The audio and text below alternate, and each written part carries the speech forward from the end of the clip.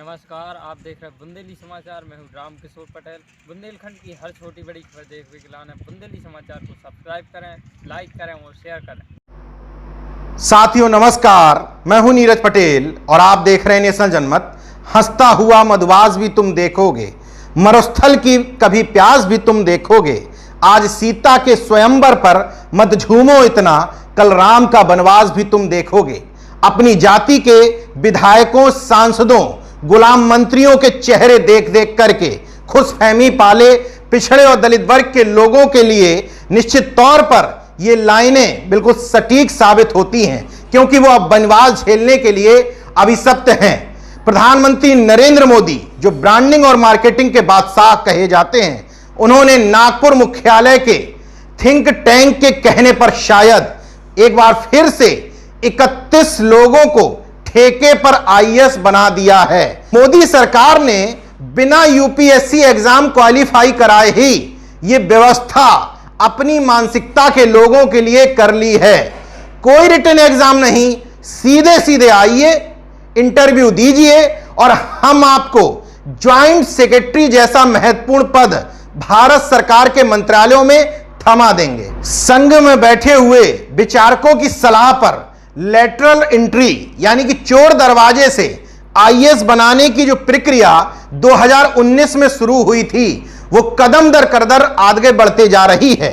14 अप्रैल 2019 में एक मैंने वीडियो आपके सामने लाया था।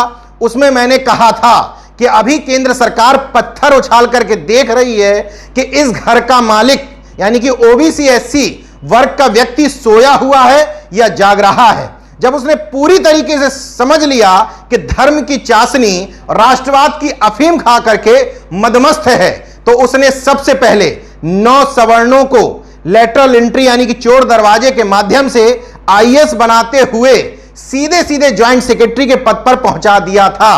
अब एक बार फिर से 31 लोगों को, जिनमें 3 joint secretary, 19 director, 9 deputy secretary बना।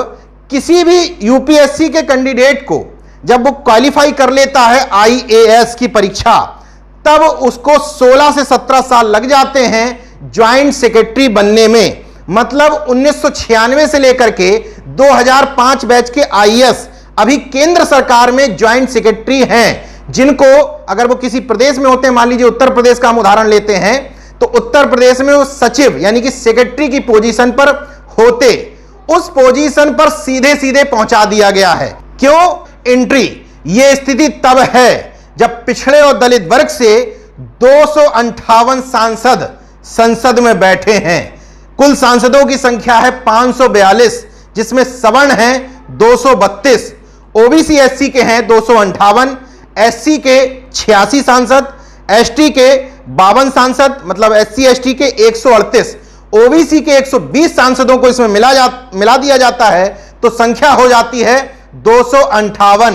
लेकिन सब मूक बधिर बनकर के बैठे हैं। जब हंटर चलाया जाता है, मेरे जैसे तमाम सारे लोगों के द्वारा जुबान से जब चाबुक चलाई जाती है, तब रस्म अदायगी के लिए कोई पत्र लिखने का ड्रामा करता है, ताकि उसके जाति के लोग फेसबुक या अन्य सोशल मीडिया पर उस लेटर को वायरल करके कहें, देखो काम तो कर रहे हैं। कोई संसद में बोल देता है, कोई किसी टीवी डिबेट में बोल देता है, लेकिन इन मुद्दों पर जितनी गंभीरता इन पिछड़े और दलित समाज के सांसदों की, विधायकों की, मंत्रियों की होनी चाहिए, माफ करिएगा, वो पूरी तरीके से नदारत है।